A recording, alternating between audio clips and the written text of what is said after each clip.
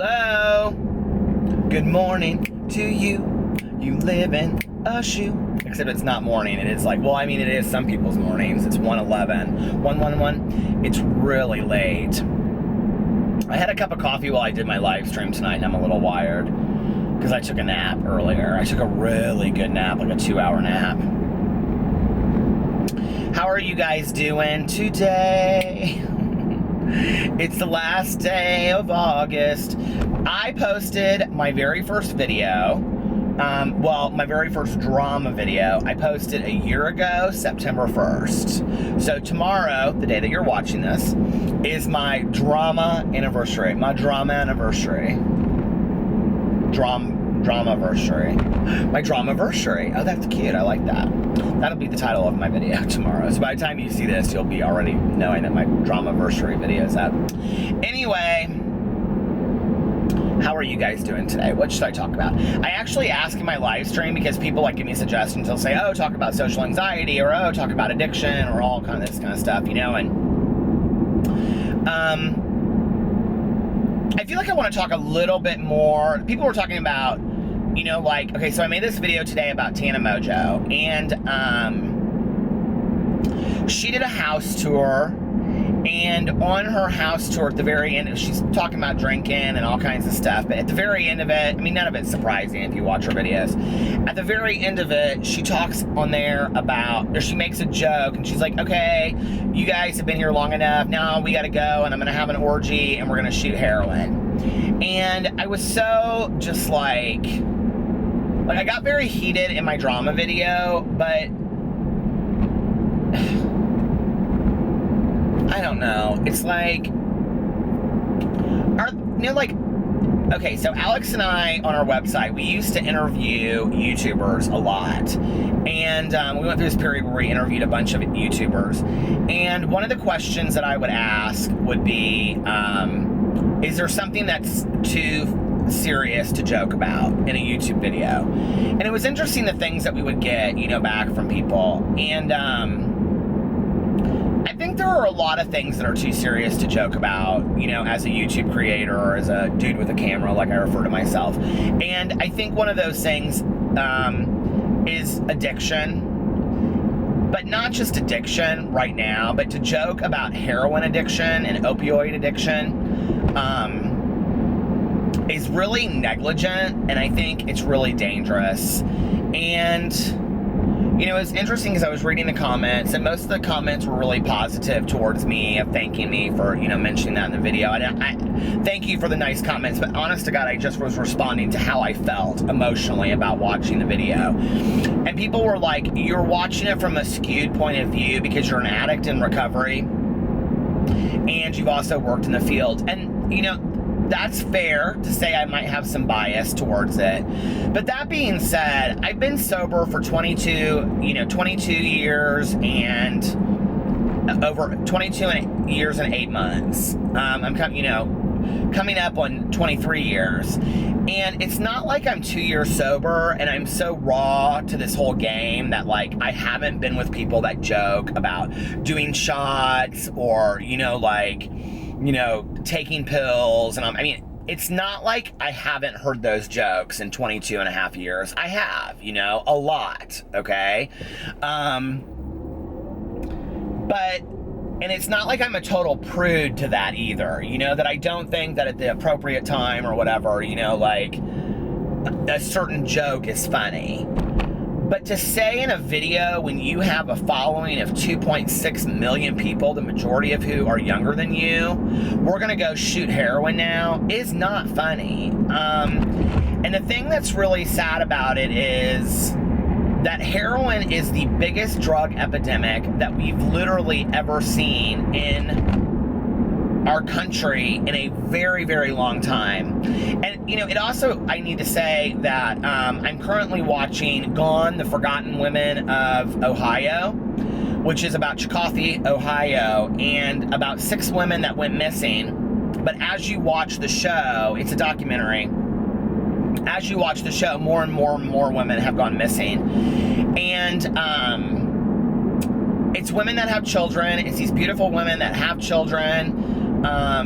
And they just up and are gone. And every single one of them is addicted to heroin. Every single one of them is prostituting as a result of their addiction in this small town in Ohio. And they basically, run this thread through each woman's lives of addiction and prostitution, which has been my experience of working with addicts in, recovery or treatment for the last 20 years. And there's a really sad statistic that 1 in 30 addicts that go through treatment will make it. And I don't even know if I believe that statistic. I used to get asked on a regular basis when I would go speak places, like, what is your statistical rate of success? And I would say 100%. Give me somebody that really wants to stay sober, and I'll give you 100% success rate. But they have to want it, and they're the ones that do the work. I don't do any of the work. I'm just along for the ride. They've invited me on the journey of helping them and giving them suggestions, but I'm not doing the work. It's really up to the addict or the alcoholic, and I believe that, But a lot of people don't have the resources. A lot of people don't have support systems in place for them. A lot of people don't have family that are supportive of them. A lot of people that are trying to get sober, are surrounded by family members and friends and in town where they just can't get away from it.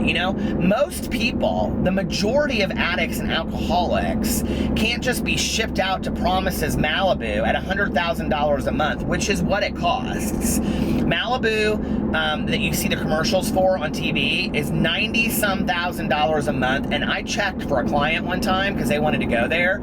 That is before any kind of doctor, nurse, or medical bill. So no psychiatrist, no doctor, nothing, okay, sees you before the $90-some thousand. So you're probably at the end looking at $130,000, $140,000 bill for 30 days of treatment. Now that's pretty outrageous. The average cost of detox today in a regular treatment program is probably anywhere from $800 to $2,000. That's a reality. A day of rehab without detox is probably anywhere from $400 to $1,000. And the rate of a residential treatment program is probably anywhere from $200 to $600 a day, okay? So if you're looking at a 30-day stay in a residential treatment program, you're looking at thousands of dollars of treatment. Now, are there low-cost treatment programs like the Salvation Army? Absolutely. They have sliding fee scales. They have cheaper rates. In every state, the Salvation Army has treatment programs, but those treatment programs that are low cost have waiting lists forever long, In Indiana right now, we have a men's shelter here called the Wheeler Mission, and they have a facility in southern Indiana that's basically a cabin out in the middle of nowhere. And but this is a Christian-based program. A lot of people don't want to go to treatment programs that are Christian-based, which I totally understand. I think it's a 12 or 15 bed facility, and you have to make a year commitment, and the waiting list is so long, it's impossible to get people on there.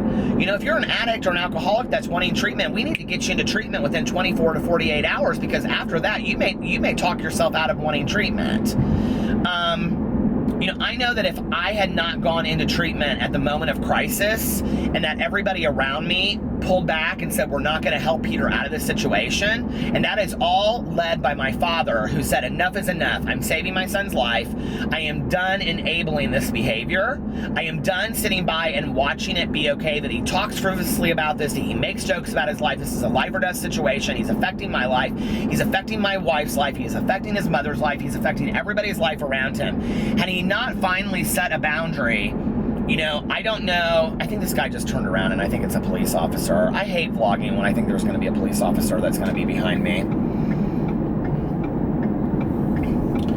But if I had not, if my dad had not set that boundary or that limit for me, I don't know that I would be here today. I just don't think that I would. I think that I needed those boundaries and those limits set for me to be alive, and if I had had people in my life that were joking about addiction, that wasn't one, but joking about addiction, or joking about, sobriety or whatever, or hey, we're gonna go shoot heroin, and somebody commented on my video and they said that they had been sober for 4 years, but if they had watched that at 30 or 60 days sober, it would have triggered them. We live in a world today where there are trigger warnings everywhere, okay? Now, when I worked with clients that were addicts and alcoholics, it's like we live in a realistic world where you're gonna go into a grocery store and there's gonna be alcohol.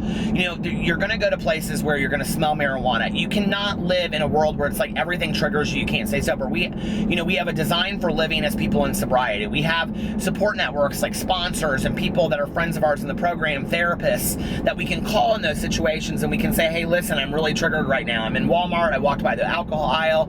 It made me really think about the old days, like I'm really wanting to drink, right? So I'm not blaming Tana Mojo or any other YouTuber for doing something in a video. I'm not blaming them or making them responsible for somebody's choices to use, because I do not think it's their responsibility. I do not think that it's their fault if that happens. But I do think it's negligent to enable the joke, okay? When people are dying every day. I looked at the statistic today, and the statistic in our country right now is that 90 to 100 people die a day in the United States from opioid or heroin overdose. That is a huge amount of people, okay? It doesn't sound like a lot, but it is. You know, when you look at that, that's like, what, 300,000, 400,000 people that are dying? You know, like, am I getting the number wrong? 400,000 people that are dying a year. I'm probably getting the number wrong. My math, I ain't got my glasses on. I can't do math. I know, I really am bad at math. I mean, that's like 400,000 people that are dying a year from opioid overdoses. Hold on a second. I'm coming to a stoplight. I'm going to do the math on that because I want to make sure that I'm not misquoting. 365 times 100 a day. It's 37,000. 37,000 people that are dying a day from, I way overestimated. I'm like sounding like such an idiot in this vlog. But 37,000 people that are dying a year. It's an epidemic, okay? It's a huge issue. And not only that, but like, heroin addiction, if you want to get into the whole, let's get into methadone, okay? Because people ask me all the time, like, do you believe in Suboxone? No, I don't believe in Suboxone. I believed in Suboxone when and somebody out there is going to be very upset with what I'm saying. Suboxone, yes, will save your life because you can function on it successfully and not use heroin. So yes, Suboxone will do that. Oh my God, there's like 5 deer. Suboxone will do that. It's a maintenance drug, but some people aren't hooked on it for the rest of their lives. The reason that I have issues with Suboxone are this. That when Suboxone, which is also known as buprenorphine, first came out, was known, and I was one of the first counselors in the state of Indiana to use Suboxone, to be trained to use Suboxone. I didn't prescribe it. I worked with a physician, a addictionologist that did. So I know what I'm talking about. But when it first came out, doctors were ordered that they had to randomly drug screen people, and I'm talking once or twice a week, okay? Only dole out prescriptions for like a week in advance. And they had to monitor closely the people that were on Suboxone, and they had to be involved in 12-step programs. They had to see a counselor on a regular basis or be involved in a treatment facility or a group counseling services.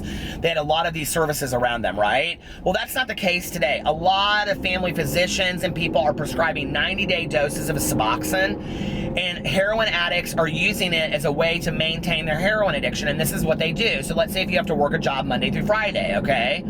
So Monday through Friday, you use Suboxone to keep your levels down and use it, but then like Friday night or Thursday night you start shooting up again, and then you use on the weekend. Well, this is really scary because one of the things that we're not seeing right now with this overdose situation is we're not seeing people that are, you know, like manipulating Suboxone and heroin back and forth. And if you're a heroin addict out there and you're watching this right now, you know I'm telling the truth, okay? So what you have is people that are shifting levels, okay? Levels of opioids in their system, because you have to drop your levels to 3 before you can even have Suboxone work effectively in your system, okay? So what's happening is you're constantly shifting. It's like when people back in the day would use, you know, cocaine and heroin, intermittently, and they would die of overdoses. It happens all the time. We used to see movie stars. I think it happened to John Belushi. So, you know, it's like we see these kind of speedballs is what we used to call them. And it's very, very scary. And so to just get in a video and flippantly say we're gonna go shoot heroin, it's not funny. I take this stuff very, very seriously. I take it as life or death, okay? I take it very, very seriously. And that's okay that in a video, or that's okay that in life I take something seriously. Life is serious, okay? I talk a lot about chasing your dreams, looking for your hopes and desires, you know, not taking yourself too seriously. I believe in all of that, right? But this is a valuable, valuable life we have. We should cherish it with every moment that we have. I have never in my life, okay, met a serious hardcore heroin or opioid addict that will look at me in the face and say, I am extremely happy living my life the way that I am. Most people say to me, I don't know how to get off of this stuff. I don't think it'll ever happen. Methadone clinics are a whole other thing. Methadone is harder to get off of than heroin and Suboxone. It's just the truth, okay? The Suboxone, you can wean somebody off of like long-term, 6 weeks to a year. You can wean somebody off of Suboxone, and yes, you can take them off of heroin, opioids, or opiates, and you can take them off of Suboxone, and they can eventually be drug and alcohol-free, attending 12-step programs, counseling, whatever they choose, church, whatever, you know? It just really bothers me that she has a platform of 2.6 million people. And it's not just her, it's a lot of YouTubers out there, and they don't choose to use that in a positive way. Like, you could change an election, a presidential election, with that many people. Imagine the amount of good you could do to the world, okay? To say, hey, listen, I'm 18 years old, and my gig was I'm telling these story times on YouTube, and I'm glad that you guys enjoy this, and I'm glad that you see my life, and it's fun right now and stuff like that. But like, hey, don't ever think about not going to college. Don't ever think about, you know, like that. Yes, my life works for me, but maybe for somebody else it won't work, you know, and I don't want to see my fans suffer as a result of making similar choices to me. I mean, she would only have to send out these little messages at a time, you know, and I don't know. People said to me in my comment section, like, so many people were very, you know, supportive, but a lot of people were like, you're really letting this girl get you. You really hate this girl. I don't hate her. I don't think she realizes the power that she has. I don't think she realizes the influence that she has. She understands that when she's on tour asking for a lot of money for a ticket to tell a story time, and that money's paying for her to have this incredible life. She understands it then. But does she understand the good that she could do to these people more than just take a picture with them so they can post it on Instagram and say, I met Tana Mojo? There comes a point in your life, okay? And it doesn't matter what age you are. It doesn't matter if you're 12 or 15 or 50 or 80 or 45 like me. There comes a point in your life when you realize that what you've been given, whether your reach is 2 people or 2 million people, okay? What you do with that reach. So think about that and what you do on your daily basis, whether you're a student or, you know, whether you're a teacher or whether you're a salesman or whatever you do, that you can do a little bit of good every day with what you're doing, you know? And I'm not just talking about addiction, I'm talking about anything. You could do a little bit of good on a daily basis about anything in the world, you know? It just, you know, it makes me very sad because when I look at the world around us and I think to myself, we have the capacity, one person at a time, to really change this world for the positive. You know, we want to all complain about the president and the president in the White House and shit that's going on in the world that we don't have a whole lot of control over at the moment, you know? And we want to complain about this law and this isn't fair and all this kind of stuff. And that's true. I'm not saying it. I'm not minimizing that one bit, okay? And I'm directly affected by a lot of those choices. But there is so much that we do have control over on a daily basis on how we treat one another, the message that we're sending out there by our actions, helping one another. One of the most powerful things a friend said to me, my friend Peggy said to me, was she came over to see me about a month before I got sober. And she was very angry with me. And I was high as a kite drinking. And she goes, look at your life. And I said, this was a girl that drank with me, partied with me. We had good times together. And I said, what, Peggy? And she said, like, you're going down the drain, and I cannot continue to watch you do this. She said, if you don't get help, I'm going to tell your dad that you're out of control. And she said, and I don't even care if you hate me for it. And she said, the only thing I can do for you at this point is not be your friend, because that's the only thing that you will learn from. And I looked at her.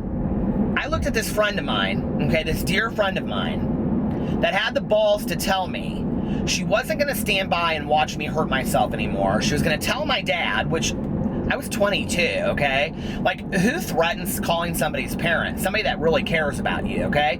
So my dear friend that cared enough to come over, confront my behavior, tell me that they were going to call a family member, and then say that they were, the only thing they could do is not be my friend anymore to continue to enable it. Guess what I did? I looked at her and I go, fuck you, Peggy. Fuck you. Get out. And she left. And I didn't hear from her for years. And you know, I later looked back on it and I realized that she was really one of the only people that ever cared enough to say something to me at that time. You know, it wasn't like it was a mystery that I was a mess. People were carrying me out of bars. I had an arrest record. You know, my life was a mess. I couldn't support myself. I wasn't in any classes. You know, my dad knew I was coming over there on a daily basis, eating their food, doing laundry, and looked like a living hangover sitting in the corner. I apparently smelled like alcohol to the point that I had a professor kick me out of my last class that I was still registered in. You know, I had friends of mine that would no longer party with me because I was messy. I was a total wreck. Everybody around me knew how deep down the drain I was, but one friend was willing to say something, and my response to her was, fuck you, get out, right? We can say things to people. We can be that friend to them. It doesn't mean that it'll make a difference, but we don't have to condone their behaviors anymore. I'm willing to stand up today for a friend of mine and care and love them enough to say to them, I'm concerned about your behavior. I love you, and if you won't get help, I cannot sit by anymore and watch this happen. And if they look at me and they say, fuck you, get out, that's okay. Maybe someday they'll look back and they'll realize I did it because I loved them. Maybe someday they'll look back and say, you know, he did it because he cared, like I did with Peggy. And I actually sent her this long text, and we talked about it later and all this kind of stuff, and I adore her today.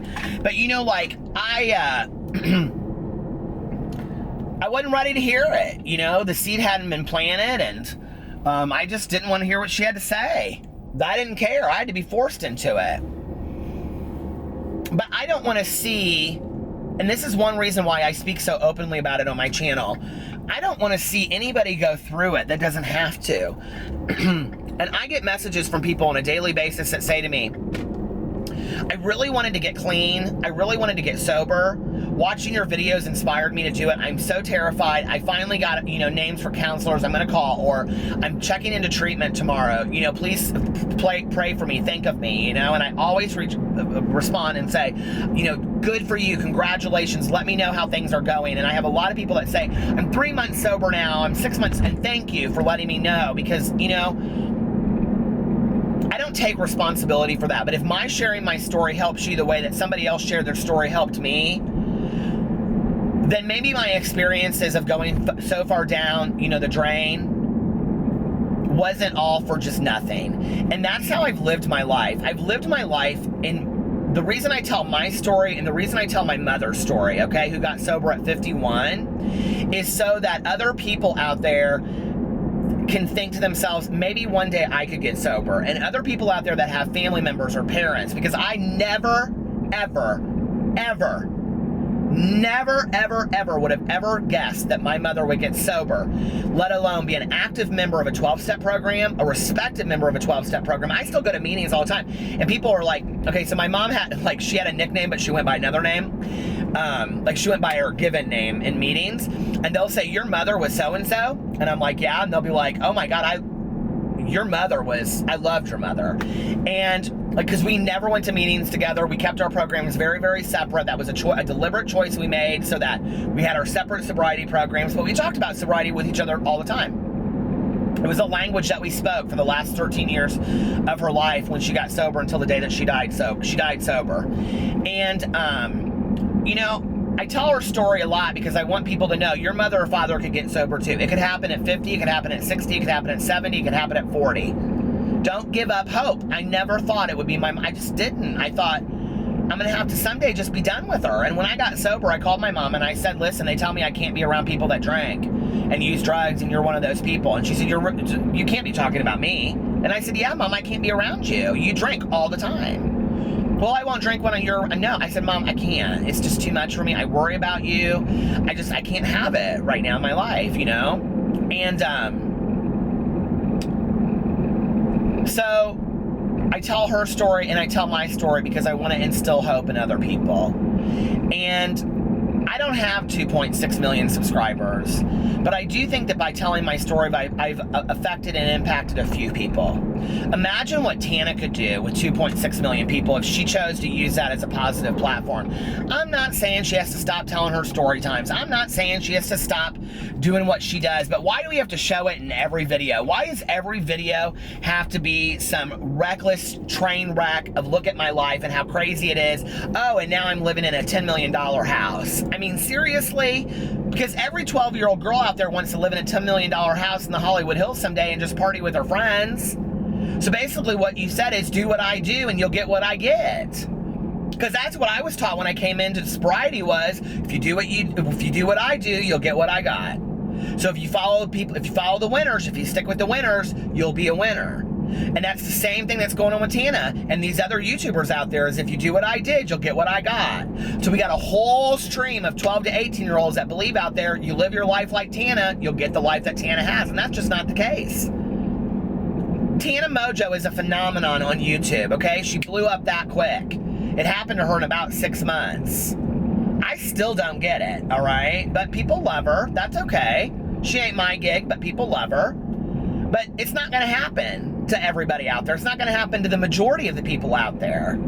Hell, I don't even have 100,000 subscribers, and I'm a phenomenon on YouTube. What 45-year-old man do you know that's starting a YouTube channel talking about drama videos that gets some subscribers? Nobody. Who'd care? I can't believe it myself most days. That's why I love this channel where I just get on here and I'm myself, you know? But I think that it's a message to all and not just to her that we need to be able to use our voices. You know, I've talked on here a lot about we all have a story, okay? What is your story? How is your story different from somebody else? What is the message behind your story? Everybody has a story, okay? It doesn't have to be having gone through a tragedy and this is what I learned. That doesn't have to be your story. Your story could be I always made good choices.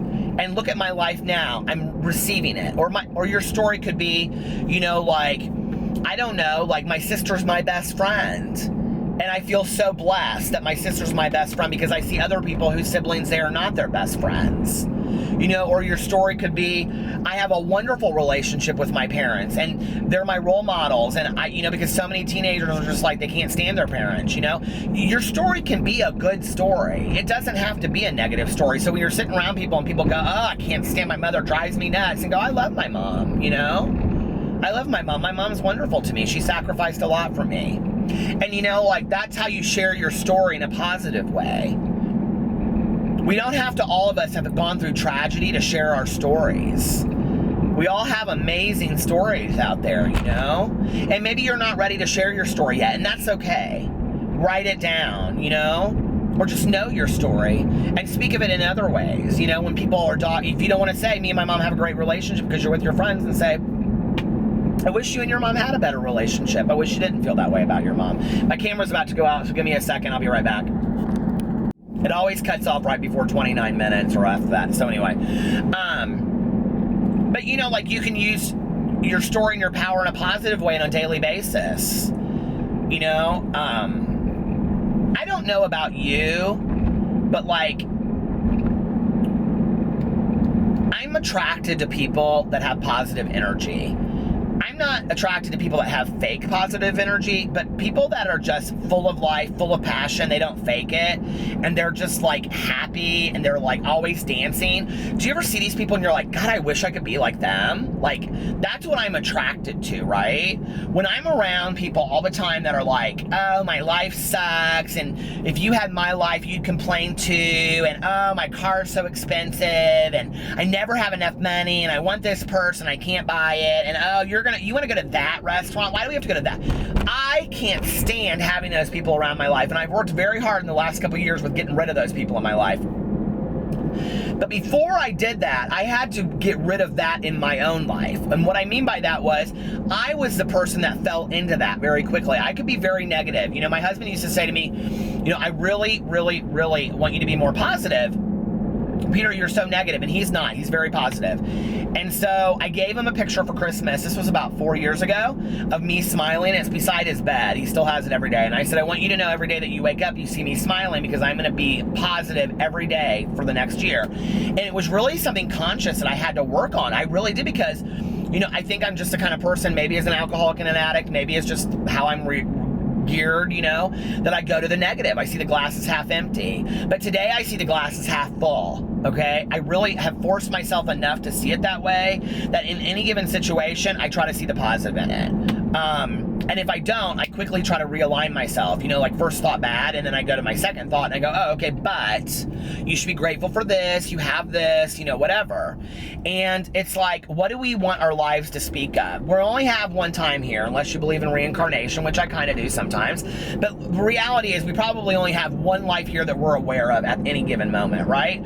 So why not enjoy that moment, this life to the fullest? And how do you enjoy your life to the fullest when you're negative and complaining all the time? You know, be positive, pass on positivity. Inappropriate jokes like that are not positive, okay? They're just not. So anyway, this is more of like a rant video today, isn't it? I actually had an amazing day. I didn't have to do any work today whatsoever, so I got up and I went and got coffee, and then I ran to the post office.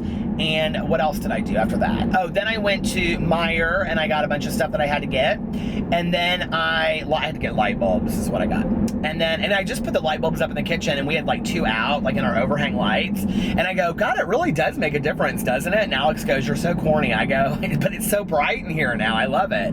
See, it's like those little things in life that I think really, you know, like, they're really important. And then I came home, I filmed my videos, and I went out back and I picked, okay, so we have all these plants around where they're building our deck that I'm just ready for them all to be gone. So I like ripped up like a segment. I realized it was more of like a 2-hour job, and I was like, I'm not really in the mood to do this at 5 o'clock at night. So I made my dinner, which I have that Annie's mac and cheese, which I'm eating like every night. I swear by it though. And then I had some hummus and pita chips and guac and salsa. Mango salsa, I love it, I'm addicted to it. And some mango, and then I took a nap. And then I got up and did my YouNow stream, and now I'm talking to you guys. So, I know I got a little heated tonight, and you know, but rightfully so, I think we need to get heated about things that are important. You know, we need to get heated about things that matter to us. We need to stand up for our convictions. And I don't, you know, my dad used to say to me, you're just like your mom, you don't know how to pick your battles. And I don't want to be that person. My mother, very wise. She made a lot of wise statements, and I share a lot of what my mom said in my videos, but life to her was very much, I mean, she battled a lot, people, you know. Every little thing that you said, she would like, you know, say, well, but that's not right, that's not correct, or whatever. And, you know, I on my videos I pick out the things that she said, but you know, there was a lot of what she said that was sometimes like, okay, Mom, it's not that deep, settle down a little bit, you know. And I don't want to be that person. Heat on my camera, shut my camera off. But I was talking about my mom. I don't want to be the kind of person that doesn't pick my battles appropriately. But the one thing that I will always stand up for is the addict or the alcoholic. I always will. It is the number one priority in my life. If I didn't have, my sobriety comes before everything else, okay? Everything. And I know a lot of people have a hard time understanding that. They're like, your sobriety comes before your family and your husband and your dogs. Yes. Because if I didn't have my sobriety, I wouldn't have all of those things. If I'm not sober, I won't have my marriage, I won't have my dogs, I won't have my career, I won't have YouTube, which is my passion, I won't be writing books that are any good, I won't have any self-worth, I won't have any confidence, I won't have any value. So my sobriety always comes first, okay? And I will always be thinking about the addict and alcoholic who is still out there that just can't get it, and praying for that person on a daily basis that they at some point are able to stay sober like I was and have this amazing life, a life beyond my wildest dreams that I was given, because I have an absolutely amazing life and I am so thankful for. And if I have to fight about it and I have to scream about it from the rafters, I will, because I think that sobriety and addiction are so important for us to talk about, because I don't know one person out there that isn't affected by it today, through a coworker, through a family member, through a friend, through another student in school, whatever. We're all affected by it. And I think that we're not at a time in our life to joke about it anymore. It's not funny. It's just not funny. And we have to start standing up for the things that we believe in and saying, it's what you just said there, see, that wasn't appropriate. That wasn't funny, okay? And if you think it was, then you need to think about that, okay? You can back up and you can say, I probably shouldn't have made that comment. All right. We all slip up, okay?